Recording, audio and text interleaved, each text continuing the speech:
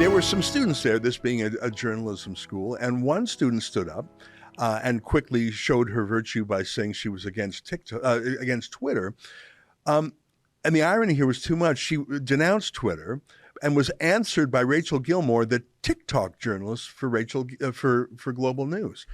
Twitter, an American company that's embracing free speech, was far worse, apparently, than TikTok, the Chinese spyware. Take a look at this.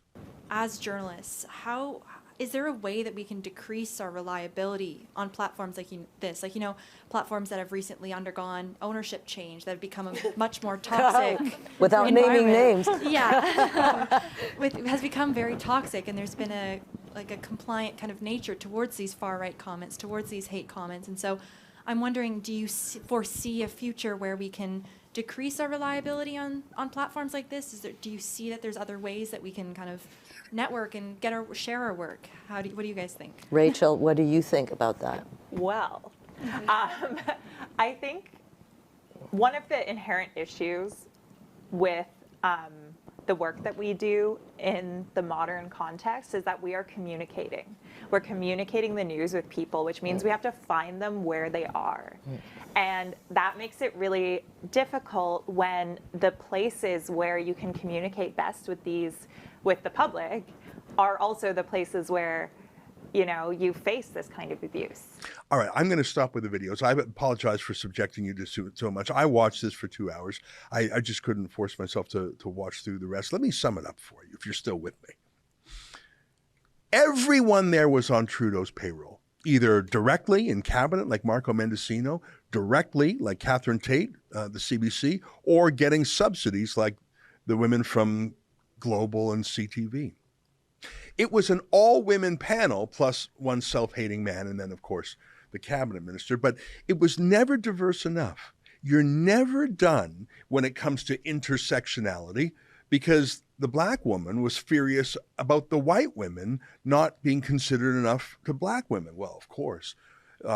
What's next is a non-binary black woman who's raging against the black woman for being blind to gender fluidity.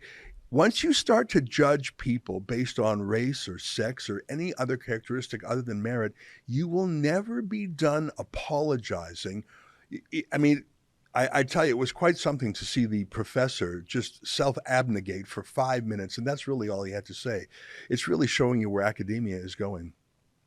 There was not 1 second of self-reflection, not 1 second to, why have we engendered such hate? Now, by the way, I don't promote hate. I don't think we should express hate negatively. I think we should transmogrify it and turn it into positive energy, try and do something positive with it, try and vent it in a healthy way, not in an unhealthy way. I don't believe in violence. But hate is a natural human emotion that comes from a genuine sense of grievance. If someone has a grievance that's not being met, that grievance will not be solved by telling them to shut up. And I think one of the reasons so many people don't trust the media and are showing their rage to the media, I mean, I don't know who wrote those anonymous tweets, those mean tweets, but I'm guessing that some of it has to do with the perception that the media is biased, and we saw that in these clips, and that the media is in bed with the government, which they clearly are, even on this panel. But there wasn't 1 second to, are we doing anything wrong? No, it's not us. It's our audience that's wrong. We have to silence them. The CBC has silenced the comment sections. Now they want the police to silence the rest of you. And another thing I was left with was, my God, are they drama queens? Comparing themselves to post-traumatic stress disorder soldiers coming back from Afghanistan? My heart goes out to that lady for her experience in Tahrir Square. That's terrifying. But you're seriously comparing mean tweets to physically being beaten up by a mob of men in a foreign country? You're comparing mean tweets to child rape? That's outrageous. And what we see finally is the merger. The merger of big media, Global, CTV, CBC. Big tech, they want the social media companies to censor everything. And big government that enforces it all.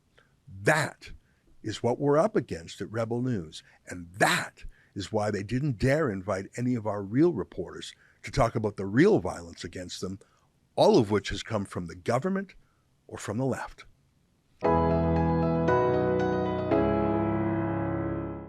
That's an excerpt from my show every night. It's called the Ezra Levant Show. That's me, Ezra Levant. You can see the whole thing behind our paywall. Well, there's a lot of goodies behind there. I do a show every weeknight. My friends Sheila Gunn Reid and David Menzies and Nat and Kat have their shows too. You get a ton of content for just $8 a month. There's so much in there you won't find anywhere else. Go to rebelnewsplus.com.